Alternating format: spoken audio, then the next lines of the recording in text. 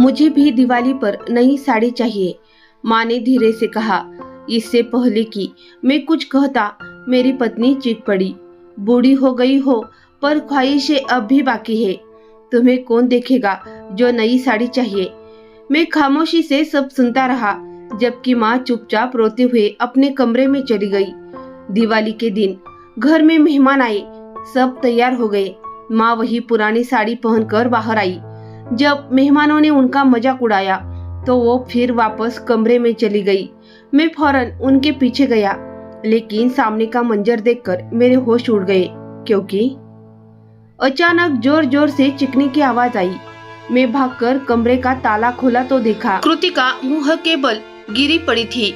मैं दौड़कर उसके पास पहुंचा। गिरने की वजह से उसका चेहरा कुछ हद सूज गया था और बाल बिखरे हुए थे। कृतिका, कितनी बार कहा है कि जब कुछ चाहिए हो तो पास पड़ी घंटी बजा दिया करो, खुद से उठने की कोशिश मत किया करो। मैं धीरे धीरे उसे फिर से चारपाई पर लिटा रहा था और समझा भी रहा था। उसकी आंखों से आंसू लगातार बह रहे थे और उसकी टेढ़े मुंह से लाल टपक रही थी, जिसे मेरे पास पड़े कपड़ों से साफ किया। मेरी भी आंखें नम हो गई। उसकी हालत देखकर दिल टूट गया। उसने अपने टेढ़े हाथों से मेरे आगे हाथ जोड़ दिए। अब ये सब रोज का सिलसिला बन गया था। मैंने गहरी सांस ली और कहा, भगवान तुम्हारे हाल पर दया करे। मैंने तुम्हें माफ किया। लेकिन वो फिर भी फुट फुट कर रोने लगी। मैं जानता था कि वो क्यों रो रही थी, पर मैं कुछ नहीं कर सकता था। इसीलिए चुपचाप उठकर कमरे से बाहर चला गया। किचन में जाकर पानी का गिलास लिया और वापस आ गया। वो कुछ बोलने की कोशिश कर रही थी, पर चेहरा टेढ़ा हो जाने की वजह से बोल नहीं पा रही थी। क्या चाहती हो कृतिका? बस एक शब्द निकाला उसके मुंह से, बच्चे। मैंने फिर गहरी सांस ली और उसके हाथ पर हाथ रखकर उसे तसल्ली दी। वो तुमसे मिलना नहीं चाहते। मैं क्या कर सकता हूँ? वो अब जवान हो गए हैं, उन पर जबरदस्ती नहीं कर सकता। मुझे भी देखो, वो मुझसे भी मिलने नहीं आते। मैं अब सिर्फ यही सोचता हूँ कि किसी तरह उन्हें एहसास दिला सकूं कि उनकी माँ उन्हें देखने के लिए तड़प रही है। मैंने अपने आंसू पोंछे, कमरे से बाहर निकला और बाहर से दरवाजा बंद कर दिया। ताला लगाना जरूरी था, क्योंकि जब जब मेरी पत्नी को दौरे पड़ते थे, वह अपने काबू में नहीं रहती थी। उसने कई बार खुद को या किसी और को नुकसान पहुंचाया था। इसलिए मैंने कमरे से बाहर ताला लगाना ठीक समझा। मैं थके हारे इंसान की तरह किचन में आ गया। किचन की खिड़की से बाहर नजर पड़ी तो मुझे अपनी माँ का मुस्कुराता हुआ चेहरा दिखाई दिया। वह बहुत तकलीफ में है, माफ कर दो उसे। तुम तो जा चुकी हो, एक बार उसे माफ कर दो। वह हर रोज मुझसे माफी मांगती है। मैंने कहा, मैं क्या करूं? जब तक तुम उसे माफ नहीं करोगी, भगवान भी उसे माफ नहीं करेगा। मुझसे उसकी ऐसी हालत देखी नहीं जाती। मैं अपनी माँ की रूह से बातें कर रहा था, जिसकी परछाई मुझे पूरे घर में दिखाई देती है। ऐसे लगता था जैसे माँ की आत्मा आज भी घर में भटक रही है और चीख चीख कर मुझसे कह रही है, देख रहे हो अंजाम जो तुम्हारी पत्नी ने मेरे साथ किया। आज भगवान ने उसके साथ कैसा इंसाफ किया है। यह उस वक्त की बात है जब मेरी उम्र 26 साल की थी। मेरे चेहरे पर मुस्कान थी। मैं अपने कमरे में वहां लगे इकलौते आईने के सामने खड़ा शेरवानी ठीक कर रहा था। तभी माँ कमरे में आई।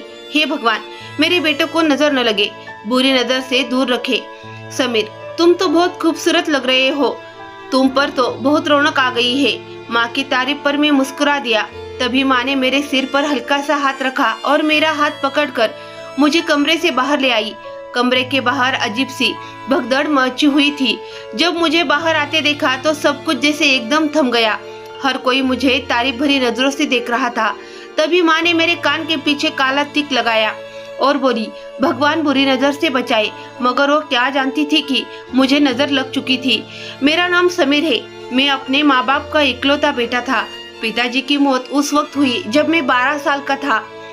तब से ही माँ ने मेहनत करके मुझे पढ़ाया लिखाया। वो हमेशा दिवाली पर पुरानी साड़ी पहनती थी और मुझे नया ड्रेस पहनाती थी। जब मैं माँ से पूछता, माँ आप पुरानी साड़ी पहन लेंगी, आपने नई साड़ी क्यों नहीं पहनी? माँ मुझे बहाना बनाकर कहती थी कि मैंने कसम खाई है, जब तू बड़ा हो जाएगा और नौकरी पर लगेगा तब तुम ही दिवाली पर नई साड़ी देना, तभी मैं नई साड़ी पहनूंगी। मैं माँ को दिन रात सिलाई मशीन पर बैठा देखता था। कई बार उनसे कहता, माँ ये काम छोड़ दो। माँ कहती, अगर एक काम छोड़ दूंगी तो तुम्हें क्या खिलाऊंगी पिलाऊंगी, कैसे? लेकिन मुझे अच्छा नहीं लगता था। जब माँ सारा दिन मशीन पर सिर झुकाए बैठी रहती थी, मुझे उनकी फिक्र होती थी। मेरी बात पर माँ हंसने लगती और कहती, भगवान तुम्हें सुकुशल रखे, तू है ना मेरे पास, फिर मुझे किस बात की फिक्र। लेकिन मैं हर वक्त परेशान रहता कि कब मेरी नौकरी लगेगी और कब मैं माँ को नए नए कपड़े दिलवा दूंगा। माँ से कहता, माँ बस जल्दी से नौकरी लग जाए, तो माँ टोक देती, पहले पढ़ाई पूरी करो, उसके बाद नौकरी के बारे में सोचना। माँ की बात सुनकर मैं हैरान रह जाता। इतनी मेहनत करने के बावजूद माँ ने कितना सब्र था कि अब भी सब्र करने को तैयार थी। उनका सब्र देखकर मैं और परेशान हो जाता और दिल ही दिल में सोचता, माँ मैं तुम्हें कभी दुख नहीं आने दूंगा। मैं पढ़ लिख कर अच्छी जगह नौकरी करने लगा। माँ बहुत खुश थी, कहने लगी, अब मैं तेरी शादी करवाऊंगी। मैं हैरान रह गया और कहा, माँ मैं शादी नहीं करना चाहता, मैं आपके साथ रहूंगा, आपकी सेवा करूंगा, आपको नई नई चीजें लाकर दूंगा। माँ मेरी बात पर हंसी और बोली, तेरी पत्नी भी तो आएगी, फिर वो भी मेरी सेवा करेगी, तुम दोनों मिलकर मेरी सेवा करना। माँ की बात पर मैं मुस्कुरा दिया। मैंने कहा, माँ मेरी कमाई पर सिर्फ आपका हक है, किसी और का नहीं। माँ बोली, ऐसे नहीं कहते, जो जिम्मेदारी लेकर आए हो उसे भी निभाना होता है।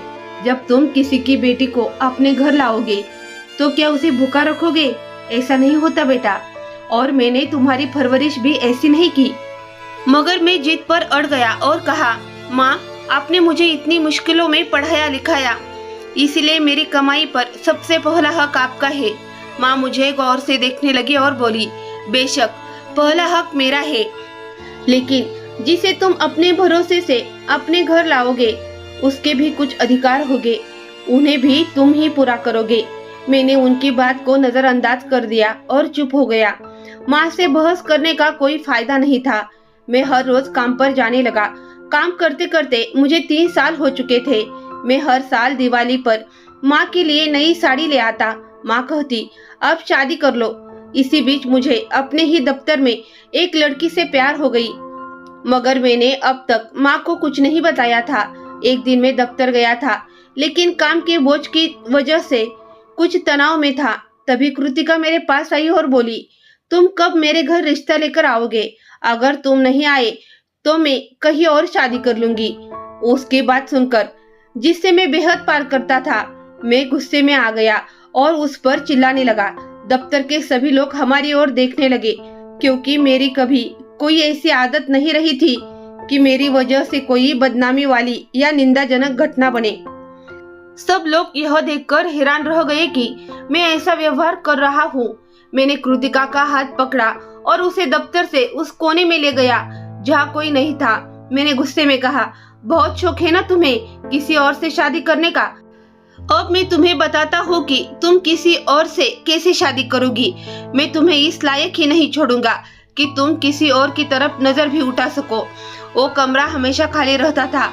मैं कृतिका को वहां ले गया और उसके साथ जबरदस्ती की। उसके बाद उसकी जिंदगी बर्बाद हो गई।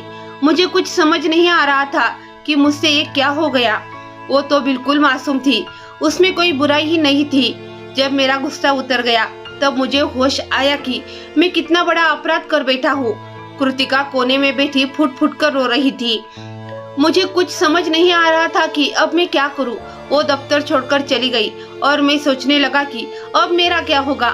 जब मैं घर पहुंचा तो मेरी हालत देखकर माँ घबरा गई और बोली, समीर क्या हुआ, इतने परेशान क्यों लग रहे हो? मैं माँ के पास बैठ गया और कहा, माँ मुझसे बहुत बड़ा अपराध हो गया है। माँ ने पूछा, क्या अपराध? तब मैंने कहा, माँ मेरे दफ्तर में एक लड़की थी, मैं उससे प्यार करता था, लेकिन ना जाने मुझे क्या हुआ, मैंने इसकी इज्जत छीन ली। अब वो दफ्तर छोड़कर जा चुकी है। ये सुनकर माँ ने अपना सिर पकड़ लिया और बोली, तुमने ये क्या कर दिया? क्या मैंने तुम्हारी परवरिश ऐसी की थी? तुम्हें एक बार भी यह नहीं सूझा कि वह भी किसी की बेटी है, किसी के घर की इज्जत है? वो कहने लगी, तुम्हें इस पर जरा भी तरस नहीं आया? माँ मुझे सवाल पूछ रही थी। मैंने माँ से कहा, माँ मुझसे बहुत बड़ी गलती हो गई है। माँ कहने लगी, यह गलती नहीं अपराध है और तुम्हें इसका प्रायश्चित्त करना होगा। फिर माँ ने मुझे घर से निकाल दिया और कहा, जब तक वह लड़की तुम्हें माफ नहीं करेगी तुम्हें घर में दाखिल होने की इजाजत नहीं है। मैंने माँ से कहा, माँ मैं कहाँ जाऊंगा? लेकिन माँ ने मेरी एक न सुनी और मेरे मुंह पर ही दरवाजा बंद कर दिया। माँ के इस बर्ताव ने मुझे मजबूर कर दिया कि मैं कृतिका के घर जाऊं। जब मैं कृतिका के घर पहुंचा तो सामने का दृश्य देखकर मैं हैरान रह गया। वह अपने घर वालों के साथ हंस खेल रही थी, जैसे उसे इस बात से कोई फर्क ही न पड़ा हो कि उसकी इज्जत मिट्टी में मिल चुकी है। जब उसने मुझे दरवाजे पर देखा तो उसके चेहरे पर एक अजीब सी कशिश दिखी और उसके चेहरे से डर झलकने लगा। मैं उसके पास गया और कहा, मुझे माफ कर दो, मुझसे बहुत बड़ा अपराध हो गया है। मैं दिल से तुमसे शादी करना चाहता हूँ, क्या तुम मुझसे शादी करोगी? मगर इस वक्त उसकी माँ आगे आई और बोली, ठीक है, मैं तुम्हें अपनी बेटी का रिश्ता दे दूंगी, लेकिन उससे पहले तुम्हें एक काम करना होगा। तुमने मेरी बेटी की इज्जत को कुचला है, अब तुम्हें इसकी कीमत चुकानी होगी। तुम्हें अपना घर मेरी बेटी के नाम करना होगा, वरना हम तुम्हारे खिलाफ पुलिस में शिकायत करेंगे। मैं डर गया। मुझे उम्मीद नहीं थी कि कृतिका की माँ ऐसे कहेगी, लेकिन गलती मेरी ही थी, तो मुझे ही इसकी भरपाई करनी थी। मैंने इस बारे में माँ से कुछ नहीं कहा और घर कृतिका के नाम करने का फैसला कर लिया। कृतिका बहुत खुश थी। लेकिन मैंने एक शर्त रखी कि जब तक वह मुझसे शादी नहीं करेगी मैं घर उसके नाम नहीं करूंगा। फिर कृतिका ने मुझसे शादी की और मुझे नुकसान भरपाई में उसके नाम घर करना पड़ा। मगर मुझे यह नहीं पता था कि इस नुकसान भरपाई के पीछे क्या राज छुपा है। जब मैं कृतिका को लेकर घर पहुंचा तो माँ मुझे देखकर हैरान रह गई और बोली, ए लो। बच्चे ने सर झुका लिया। मैंने कहा, माँ ये मेरी पत्नी है, वही लड़की है जिसके साथ मैंने गलती की थी। माँ ने चैन की सांस ली और आगे बढ़कर कृतिका का माथा चूमा। माँ बोली, मुझे माफ कर दो बेटी, यह मेरे बेटे की गलती थी। आगे से यह तुम्हें कभी कोई दुख नहीं देगा। लेकिन उस वक्त भी मुझ में इतनी हिम्मत नहीं थी कि मैं माँ को बता सकूं कि मैं अपनी गलती का प्रायश्चित्त कर चुका हूँ। मुझे डर था कि कहीं माँ मुझसे नाराज न हो जाए। उन्होंने बड़ी मेहनत से यह घर बनाया था और मेरे नाम किया था ताकि मेरा भविष्य सुरक्षित रहे, लेकिन मैंने अपने ही हाथों से अपना भविष्य बर्बाद कर दिया। माँ की दिन रात की मेहनत, जैसे वो हल्की सी रोशनी में भी रातों को कपड़े सिलाई करती थी, मेरी आंखों के सामने घूम गया। मेरी आंखें भर आई। मैं चुपचाप घर के अंदर चला गया। आज मैं माँ से बातें करने लगा। मुझे पूरा यकीन था कि माँ और कृतिका के बीच खूब जमेगी, लेकिन मुझे यह नहीं पता था कि भविष्य में मेरे साथ क्या होने वाला है। यह भी सच था कि माँ मुझसे बहुत प्यार करती थी। कृतिका कमरे में आई तो मैंने उससे कहा, कृतिका मैं मानता हूँ कि मुझसे बहुत बड़ा अपराध हुआ है, लेकिन तुम्हारे अनुसार मैं उसकी सजा भुगत ली है। अब मैं चाहता हूँ कि तुम मेरी माँ की सेवा करो, उनके साथ दोस्ताना माहौल बनाकर रखो, उन्हें कभी यह महसूस न होने देना कि तुम अलग हो।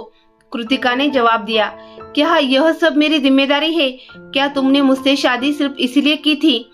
मैं उसकी बात पर हैरान रह गया और बोला, क्या मैं अपनी ख्वाहिश का इजहार भी नहीं कर सकता?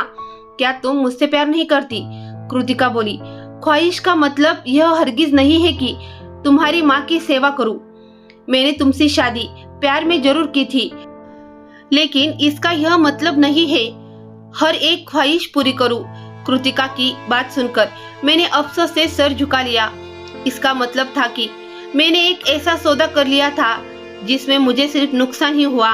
मैं चुप हो गया, सोचने लगा कि वक्त के साथ कृतिका माँ की आदतों को समझने लगेगी। जब वो माँ को समझ जाएगी तो यकीनन खुद ब खुद उनकी सेवा करने लगेगी, लेकिन मुझे उसे वक्त देना होगा। मैं यही सोचता रहा, लेकिन मुझे नहीं पता था कि कृतिका जितनी जिद्दी है उतनी ही चालाक भी। वह पहले से सब कुछ सोच समझ कर आई थी। उसे पता था कि अगली चाल क्या चलनी है। वक्त इसी तरह बीतता गया। हमारी शादी को 5 महीने हो चुके थे। एक दिन जब मैं दफ्तर से घर लौटा, मेरी पत्नी को यह पता नहीं था कि मैं आ चुका हूँ। तभी मैंने अपनी माँ को कहते सुना, बेटी बुरा मत मानना, तुम दोनों की शादी को 5 महीने हो गए हैं, लेकिन अभी तो कोई खुशखबरी नहीं मिली। अगर तुम कहो तो मैं किसी डॉक्टर को दिखा दूं। तभी मेरी पत्नी उठी और मेरी माँ से बेहद बदतमीजी से पेश आने लगी। वह कहने लगी, बुढ़िया, तुम्हें मुझे ये बताने की जरूरत नहीं है कि मुझे क्या करना है और क्या नहीं। हो सकता है कि मैं जानबूझकर माँ नहीं बनना चाहती, और वैसे भी तुम्हारे बेटे से औलाद पैदा करने का कोई इरादा नहीं है मेरा। उसकी बातें अभी खत्म ही नहीं हुई थी कि उसकी नजर मुझ पर पड़ी। मैंने ऐसे दिखावा किया जैसे मुझे कुछ पता ही नहीं चला। माँ की आंखें हैरत से खुली रह गई थी। उनके चेहरे पर घबराहट थी, जैसे उनकी कोई चोरी पकड़ी गई हो। वो जल्दी से अंदर रसोई में चली गई। मैंने कृतिका से कहा, कृतिका, 1 गिलास पानी दे दो। वह नखरे दिखाते हुए उठी और मुझे पानी दे गई। पानी पीकर मैं माँ के पास जाने लगा तो कृतिका ने पूछा, अब कहाँ जा रहे हो? मुझे तुमसे जरूरी बात करनी है। मैंने गंभीरता से कहा, हाँ बोलो, क्या कहना है? वह बोली, मुझे तुम्हारी माँ इस घर में बिल्कुल मंजूर नहीं। इन्हें किसी वृद्धाश्रम में छोड़ाओ। कृतिका की बात सुनकर मैं दंग रह गया। मैंने तो कभी सोचा भी नहीं था कि ऐसा दिन भी आएगा। मैंने कहा, कृतिका, ये तुम कैसी बातें कर रही हो? वो मेरी माँ है, मैं उनके साथ ऐसा नहीं कर सकता। मेरी बात सुनकर वह बोली, ठीक है, अगर तुम अपनी माँ को नहीं छोड़ सकते तो फिर मुझे तलाक दे दो। तलाक का मतलब था कि मेरा ये घर भी मुझसे छिन जाता जिसमें मैं रह रहा था। मैंने कहा, थोड़ा दया करो, ऐसा मत करो, मत भूलो, एक दिन तुम्हें भी इस उम्र को पहुंचना है। उस दिन क्या करोगी जब तुम्हारी औलाद तुम्हें इसी तरह फटकारेगी? ना जाने उसके दिल में क्या आया। वो एकदम खामोश हो गई। फिर बोली, अपनी माँ से कहो कि मेरे मामलों में दखल अंदाजी न करे। मैंने गहरी सांस ली और कहा, ठीक है, आज के बाद वो तुम्हें कुछ नहीं कहेगी, लेकिन तुम्हें उनकी सेवा करनी होगी। मैं समझ गया था कि कृतिका मेरी माँ की सेवा नहीं कर सकती। मैंने माँ के पास जाकर कहा, माँ, अब अगर कोई भी बात हो तो आप मुझसे कहिए, कृतिका से नहीं। माँ ने मेरी बात समझी और कहा, बेटा, मैं आज के बाद तुम्हारी पत्नी से कुछ नहीं कहूंगी। मैंने माँ से माफी मांगी और अपने कमरे में लौट आया। उस रात मुझे नींद नहीं आई, इसी दुख में कि जिस दिन के लिए माँ हमेशा कहती थी शादी कर लो, वही दिन आज मेरे सामने था। मैंने एक नजर अपनी बगल में सोई अपनी पत्नी पर डाल ली और फिर चुपचाप लेट गया।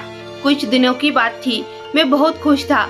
हर दिवाली की तरह इस दिवाली पर भी मैं माँ को नई साड़ी देना चाहता था।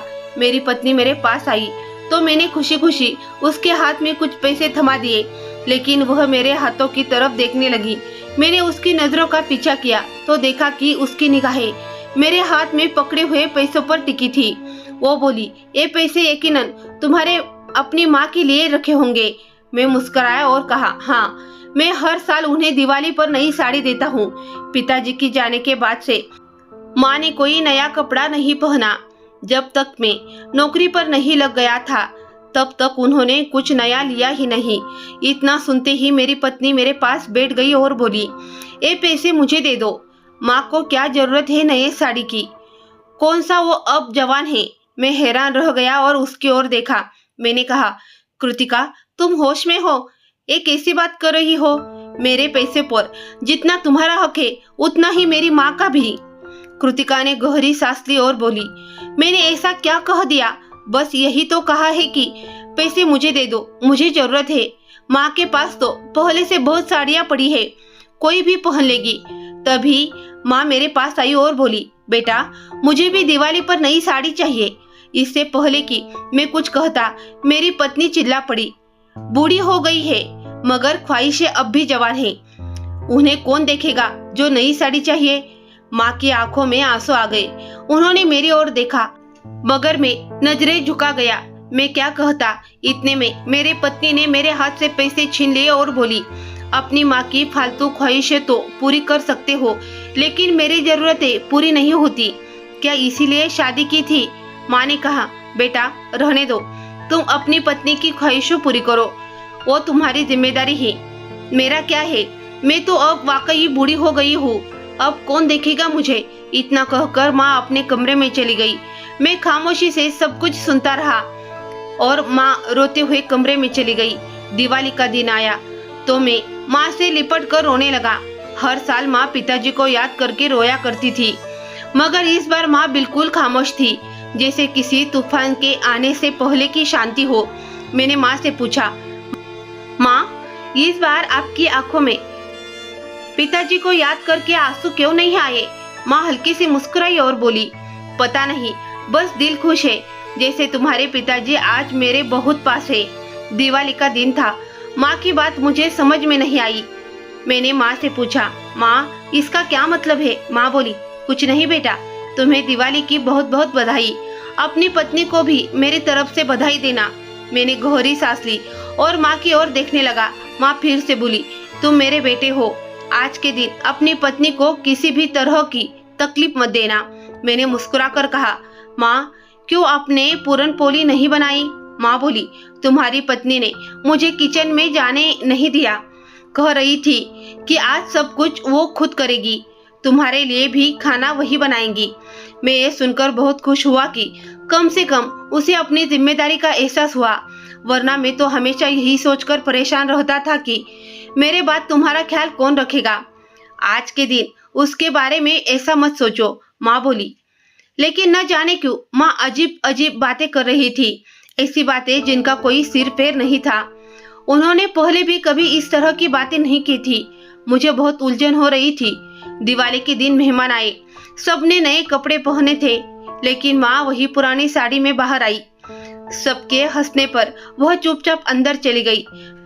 मैं फौरन माँ के पीछे गया, लेकिन देर हो चुकी थी। माँ के सामने खाना रखा हुआ था और जैसे ही उन्होंने खाना खाया, उनके मुंह से झाग निकलने लगा। मैं भागा भागा माँ के पास गया, घबरा कर पूछा, माँ क्या हुआ? आपकी तबीयत तो ठीक है? लेकिन माँ का चेहरा नीला पड़ चुका था। मुझे कुछ समझ नहीं आ रहा था। मैंने माँ से पूछा, माँ आपने क्या खा लिया? चलिए हम डॉक्टर के पास चलते हैं। पर माँ ने कोई जवाब नहीं दिया। मैं फौरन पास के हकीम को बुला लाया। हकीम ने आते ही माँ को देखा और कहा, इन्हें जहर दिया गया है, अब ये इस दुनिया में नहीं रही। ये अल्फाज नहीं, खंजर है जो मेरे दिल को चीर गए। जहर किसने दिया? मेरे दिमाग में जैसे विस्फोट हो गया। मेरी पत्नी ने आज खाना बनाया था, लेकिन मुझे ऐसा नहीं लगता कि उसने ऐसा किया होगा। मैं तुरंत अपनी पत्नी के पास गया और उससे कहा, तुमने मेरी माँ को खाने में जहर दिया है ना? मेरी पत्नी ने चेहरे का रंग उड़ गया और वो कहने लगी, तुम क्या कर रहे हो? मैं ऐसा क्यों करूंगी? मैं उसकी बातों पर यकीन कर बैठा, क्योंकि वो बहुत आत्मविश्वास से बात कर रही थी। मुझे यकीन करने के अलावा कोई रास्ता नहीं था। दिन ऐसे ही गुजरते गए। मेरी पत्नी हर समय फोन पर किसी से बात करती रहती, लेकिन मैं उसे नजरअंदाज करता। शायद मुझे डर था कि अगर यह बात सच हुई तो मैं अपनी पत्नी को ही छोड़ दूंगा। मुझे अपनी पत्नी पर शक था, लेकिन मैं डर के मारे कुछ नहीं कह पा रहा था। एक दिन जब मैं घर आया तो मेरी पत्नी अपनी माँ से बात कर रही थी। मैंने सुना, अच्छा हुआ माँ, समीर को अभी तक कुछ पता नहीं चला, वरना न जाने क्या हो जाता। हाँ, वो गोलियां जो तुमने दी थी, मैंने अपनी सास को खाने में डाल दी थी और बाकी गोलियां छुपा दी थी। हाँ माँ, ये गोलियां बहुत असरदार थी, जल्द ही फर्क पड़ गया। नहीं, समीर को तो कुछ नहीं पता चला। हाँ ठीक है, अब समीर आने वाले हैं, मैं तुमसे बाद में बात करूंगी और तुम हमेशा इस राज को राज ही रखना। मेरी पत्नी की बातें सुनकर मैं दंग रह गया। जैसे ही अंदर आया तो मेरी पत्नी मुझे देखकर हैरान रह गई। मेरा पूरा शरीर कांप रहा था। मुझे विश्वास नहीं हो रहा था कि मेरी पत्नी मुझसे ऐसा कर सकती है। मैंने उसे एक नजर देखा और कमरे में चला गया। मेरी पत्नी मेरे पीछे आई और कहने लगी, तुम कब आए? मैं उसकी बातें सुनकर फुट फुट कर रोने लगा और उससे कहा, मुझे तुम पर भरोसा था, मुझे तुमसे ये उम्मीद नहीं थी कि तुम मेरी माँ की जान ले लोगी। आखिरकार उसने तुम्हें क्या कहा था? वो तो आज तक कभी मेरे सामने कोई ख्वाहिश नहीं जताती थी। कुछ वक्त सब्र कर लेती, उन्हें समझने की कोशिश करती, और तुमने तो उन्हें जान से मार दिया। तुम्हें तो सिर्फ घर और दौलत चाहिए थी ना, तो ले लो, मैं तुम्हारे साथ एक पल भी नहीं रहूंगा। तब मैं अपना सामान पैक करने लगा, लेकिन कृतिका ने मेरा हाथ पकड़ लिया और कहने लगी, नहीं, तुम मुझे छोड़कर कहीं नहीं जा सकते। मैंने उससे कहा, मैं तुम्हारी जैसी लड़की के साथ बिल्कुल भी नहीं रह सकता। लेकिन कृतिका मुझसे गिड़गिड़ाने लगी, रोने लगी और फिर बेहोश हो गई। मैं हैरान रह गया कि इसे क्या हो गया। जल्दी से डॉक्टर को बुलाया, लेकिन डॉक्टर ने जो बताया वो सुनकर मेरे पैरों तले जमीन खिसक गई। मुझे यकीन ही नहीं हुआ कि मेरी पत्नी प्रेग्नेंट थी। मैं हैरत से अपनी पत्नी की तरफ देख रहा था। मैंने उससे कहा, अब तुम यह बच्चा भी गिरवा दोगी क्योंकि तुम्हें मुझसे बच्चा नहीं चाहिए था। तभी वो एकदम तड़प उठी और बोली, नहीं, तुम क्या कह रहे हो? यह मेरा बच्चा है, मैं हरगिज इसे नष्ट नहीं होने दूंगी। मैंने अपनी पत्नी को बहुत ख्याल रखा, उसे किसी चीज की कमी महसूस नहीं होने दी। वह भी मेरे साथ बहुत अच्छी तरीके से रहने लगी थी। मुझे यकीन नहीं होता था कि यह वही लड़की है जिसने मेरी माँ को जहर देकर मारा था और यह बच्चा मुझसे नहीं चाहती थी, लेकिन वक्त और हालात ने उसे बदल दिया। मुझे खुशी थी कि कम से कम वह अपने बच्चे के लिए फिक्रमंद थी। दिन इसी तरह गुजरते गए और भगवान ने हमें 2 बेटे दिए। मैं और मेरी पत्नी बहुत खुश थे, लेकिन यह भूल गए कि शायद भगवान ने हमारी गलतियों का नतीजा भुगतने के लिए ही यह बच्चे दिए हैं, क्योंकि जो मेरी पत्नी ने मेरी माँ के साथ किया वही हमारे साथ हो रहा था। मेरी पत्नी अपने बच्चों से बहुत प्यार करती थी, हमेशा उन्हें अपनी नजरों के सामने रखती और उनका ख्याल रखती। कभी कभी मैं सोचता था कि मेरी पत्नी उनका इतना ख्याल रखती है तो बड़े होकर ये भी अपनी माँ का ख्याल रखेंगे, लेकिन यह सिर्फ मेरी गलत धारणा थी। बच्चे जब बड़े हुए तो मैंने उनकी शादी उनकी मर्जी से कर दी। दोनों की बीवियां भी मेरी पत्नी जैसी थी।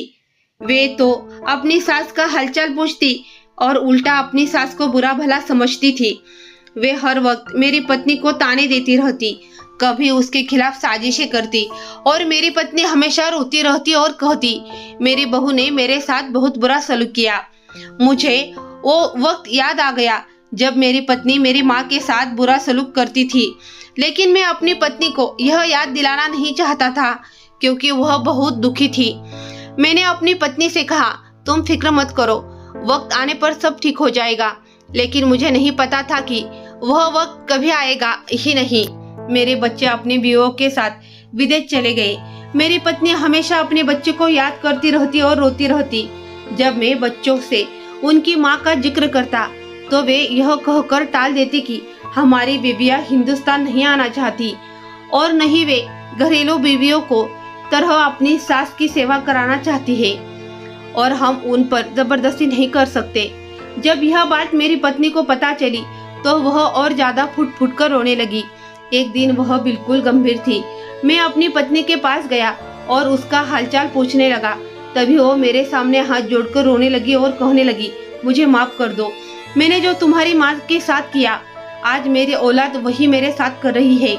मुझे समझ नहीं आया कि कब मेरे अंदर बच्चों की चाहत पैदा हो गई और कब मेरा दिल यह चाहने लगा कि मैं अपनी जिंदगी अपने बच्चों के साथ बिताऊं।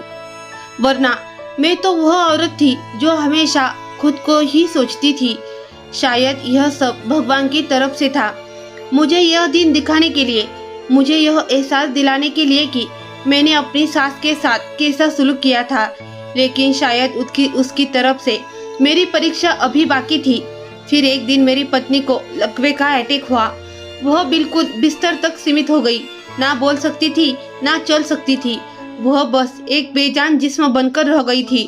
उसे देखकर मुझे बेहद तरस आता था। वह हर वक्त बेसुध लेटी रहती, ना पूरी तरह जिंदा ना मरी हुई। उसके हाथ पर टेढ़े हो चुके थे। जब भी बोलने की कोशिश करती तो बहुत मुश्किल होती और उसके मुंह से हर वक्त लार टिपकती रहती। उसे दौरों का सामना करना पड़ता जिसमें हर चीज थोड़ फोड़ देती और सबको बोला भला कहने लगती। इसलिए मुझे उसे हमेशा कमरे में बंद रखना पड़ता। मगर उसका चेहरा देखकर दिल पसीज जाता क्योंकि वह बार बार मुझसे माफी मांगने की कोशिश करती। और जब मैं पूरे घर में घूमता तो हर कोने में मुझे अपनी माँ की परछाई दिखाई देती और मैं हंसने लगता। मैं अपनी माँ से कहता, माँ मेरी पत्नी को माफ कर दो, भगवान भी मुझे माफ कर दे। लेकिन मेरी परीक्षा हर दिन बढ़ती जा रही थी। अब मेरी पत्नी पूरी तरह मानसिक रोगी हो चुकी थी। उसे कुछ भी समझ नहीं आता था। वह किसी को पहचान भी नहीं पाती थी। मैं दिन रात उसे संभालने लगा रहता। कई बार अपने बेटों से मिन्नतें की कि वे अपनी पत्नियों को हिंदुस्तान लेकर आए और अपनी माँ को एक बार देख ले, कम से कम एक बार उनकी सूरत देख ले, लेकिन बेटों ने साफ इनकार कर दिया। उनका कहना था अब हमारा उनसे कोई नाता नहीं। वे मुझसे भी मिलने को तैयार नहीं थे। शायद यही कर्मों का फल था। जब भी मैं अपनी माँ को याद करता तो खामोश हो जाता। मुझसे भी बहुत अपराध हुए थे, बहुत गलतियाँ हुई थी, लेकिन मैंने कभी उस पर ध्यान नहीं दिया। मैं अपनी सोचों में डूबा हुआ था। तभी दरवाजे पर दस्तक हुई। मैं उठकर दरवाजा खोलने लगा। सामने एक बुजुर्ग खड़े थे, वही जो मुझसे मिलने आया करते थे। बाबा जी, मेरी पत्नी हर वक्त रोती रहती है, अपने बच्चों को याद करती रहती है। तभी बाबा जी ने कहा, बेटा उसके बच्चों को उसके पास ले आओ, यह उसका इलाज है। लेकिन मैं कैसे अपने बच्चों को बुलाता, कैसे उन्हें तैयार करता? वो तो मेरी बात सुनने को तैयार भी नहीं थे। मैं वही बाबा जी के पास बैठ गया और उनसे कहा, मुझे हर वक्त अपनी माँ की परछाई दिखाई देती है। मुझे फिक्र सताती है कि अब भी मुझे अपनी माँ क्यों दिखाई देती है। वो भी हमेशा हंसते हुए। तभी बाबा जी बोले, तुम्हें अपनी माँ का परछाई इसीलिए दिखाई देती है ताकि तुम्हें कभी ना भूलो कि तुम उसकी तकलीफों पर हमेशा खामोश रहे। जब तुम्हारी पत्नी पर तुम्हारी माँ ने बुरा बर्ताव किया, तुमने ना उसे रोका, ना ही कभी कोई बात कही, उल्टा तुम खामोश रहे। यही तुम्हारी खामोशी अब तुम्हारे सामने आ गई है। देखो, आज तुम्हारी औलाद भी तुमसे दूर है और अब तुम खुद एक परीक्षा से गुजर रहे हो। तुम बस अपने भगवान से प्रार्थना करो कि वो तुम्हें माफ कर दे, तभी शायद तुम्हारी माँ भी तुम्हें माफ कर सके, वरना यही सब कुछ तुम्हारे सामने रहेगा। अब मैं अपनी पत्नी के कमरे में गया तो वहाँ अजीब गरीब आवाजें आने लगी। मैं घबरा गया। एक नजर दरवाजे की तरफ डाली और एक नजर बाबा जी की तरफ। बाबा जी मुस्कुरा रहे थे। उन्होंने कहा, उसका आखिरी वक्त आ गया है, उसे अलविदा कह दो। मेरे पैरों तले जमीन खिसक गई। मैं हैरान रह गया था। बाबा जी क्या कह रहे हैं? मैं तेजी से कमरे की ओर भागा। जैसे ही मैंने कमरे का ताला खोला, सामने मेरी पत्नी मुंह के बल गिरी हुई थी। उसके मुंह से झाग निकल रही थी, ठीक वैसे ही जैसे एक समय मेरी माँ के मुंह से निकली थी। मैंने उसे बचाने की पूरी कोशिश की, मगर वो इस दुनिया में नहीं रही। न जाने उसके पास जाकर जहर कहाँ से आया और क्यों उसने उसे अपने पास रखा और फिर खा लिया। जब मैंने अपने बच्चों को फोन करके यह बात बताई तो उन्होंने बस इतना कहा कि एक न एक दिन तो सबको जाना ही है, आज नहीं तो कल माँ को जाना ही था। जब मैंने उनसे कहा कि क्या तुम लोग अपनी माँ के अंतिम समय में भी उसके पास नहीं आओगे, तो उन्होंने इनकार कर दिया। बोले, हमारा काम का नुकसान होगा और हमारी पत्नियां भी वापस जाने को तैयार नहीं है। मेरे आंखों से आंसू बह रहे थे। मेरी पत्नी को तो उसके किए का फल मिल गया था। मैं उसके पास बैठकर रोने लगा। मैंने उसे दिल से माफ कर दिया। उसने जीवन में बहुत सी यातनाएं सही थी और अंत में भी उसका साथ किसी ने नहीं दिया। उसने एक और पाप कर लिया, आत्महत्या। मुझे अफसोस इस बात का था कि अंतिम दिन उसकी क्या हालत होगी। और फिर मुझे खुद पर तरस आने लगा। आखिर मेरे साथ ही ऐसा क्यों हुआ? इतनी लंबी परीक्षा, इतनी लंबी दौड़, सिर्फ मेरी क्यों? मैंने कभी सोचा भी नहीं था कि मेरे जीवन में ऐसा कुछ होगा। कभी कभी परीक्षा इंसान की आवाज सुन लेती है और उसके पीछे पीछे चलती रहती है जब तक कि इंसान दम न तोड़ दे। अब मैं बस अपने आखिरी समय का इंतजार कर रहा हूँ। मुझे अपना अंत साफ दिखने लगा था। मैं तो अपनी पत्नी को कंधा देने के लिए मौजूद था, मगर मुझे कंधा देने के लिए शायद कोई न होगा। मुझे उस वक्त का डर सता रहा था जब मेरी लाश भी एक कमरे में पड़ी रहेगी और कोई मुझसे पूछने नहीं आएगा। मुझे बस इस बात का दुख था कि मेरा कोई भी अपना मेरे पास नहीं था। अपनी पत्नी के अंतिम संस्कार के बाद जब मैं घर लौटा तो सामने का दृश्य देखकर मैं हैरान रह गया। मेरे दोनों बेटे सामने खड़े थे और उनकी पत्नियां भी साथ थी। मेरे बेटे मेरे पास आए और कहने लगे, जब हमने अपनी पत्नी से माँ का जिक्र किया तो उन्होंने कहा कि पिताजी तो अब अकेले रह गए होंगे, हमें उनके पास जाना चाहिए, उनका ध्यान रखना चाहिए। इस दुनिया में अब उनके सिवा और कौन है? कल को अगर हमारे बच्चे भी हमें ऐसे ही छोड़ देंगे तो हमारा क्या होगा। यह सुनकर हम सब आपके पास आ गए हैं, अब हमेशा आपके साथ रहेंगे। मेरी पत्नी ने जो किया उसे उसका फल मिला और मैंने जो किया उसका फल मुझे मिला। आज मेरे बच्चे मेरे पास है, मेरी बहू मेरा बहुत ख्याल रखती है, मेरी सेवा करती है। शायद ये मेरी माँ की प्रार्थना का असर है। मेरे पोते पोतियाँ मेरे चारे ओर घूमते रहते हैं। आज जब मैं कुर्सी पर बैठकर अपने घर का यह दृश्य देखता हूँ तो अपनी माँ की बहुत याद आती है। कुछ पल ऐसे हैं जिनके लिए मेरी माँ तरसती रह गई। उसने तो मेरी शादी इस उम्मीद में की थी कि वह भी अपने पोतों पोतियों को देखेगी, मगर उसके नसीब में शायद सिर्फ आजमाइश ही लिखी थी। पिताजी के गुजरने से पहले तक वह घर की रानी थी, लेकिन फिर उसके ऊपर बुरा समय आया और आखिरी सांस तक वह उस मुश्किल के समय में रही। यह बात सच है कि जो कुछ हम बोते हैं हमें इसका फल इसी दुनिया में मिल जाता है और उसका इंतजार नहीं करना पड़ता। कई बार तो इंसान को अपनी कर्मों का हिसाब इसी जीवन में मिल जाता है। आप चाहे जितनी आरामदायक जिंदगी क्यों न जी ले, एक वक्त आता है जब आपकी जिंदगी का पूरा लेखा जोखा आपके सामने होता है। मेरी आंखों के सामने का दृश्य, मेरी बहू रसोई में काम कर रही है, मेरे बेटे मेरे पास बैठे मेरी टांगे दबा रहे हैं। क्या यही वह पल है जो मैंने कभी अपने माँ बाप के साथ गुजारे थे? क्या मैंने अपनी माँ की सेवा की थी? क्या यह उसी सेवा का फल है? हाँ, शायद यह उसी का फल है। इस कहानी का नैतिक संदेश है कि इंसान को अपने कर्मों का फल इसी जीवन में मिल जाता है। जैसे हम अपने माता पिता के साथ व्यवहार करते हैं, वैसे ही व्यवहार हमारे बच्चे हमारे साथ करते हैं। इसीलिए अपने माता पिता की सेवा और सम्मान करना चाहिए, क्योंकि वही हमारे भविष्य की नींव रखता है। यह कहानी इस बात की गवाही देती है कि अच्छे कर्म, विशेषकर माँ बाप की सेवा और आदर, अंततः हमारे जीवन में सुखद परिणाम लाते हैं। तो दोस्तों, यह थी आज की कहानी। इस कहानी के बारे में आपकी क्या राय थी, यह कमेंट बॉक्स में जरूर बताइए। अगर आपको कहानी पसंद आई हो तो वीडियो को लाइक करें और गोल्डन स्टोरी चैनल को सब्सक्राइब करें। बेल आइकन पर क्लिक करके इसे ऑल पर सेट करें ताकि आपको नए वीडियो की सूचना तुरंत मिल जाएगी। धन्यवाद।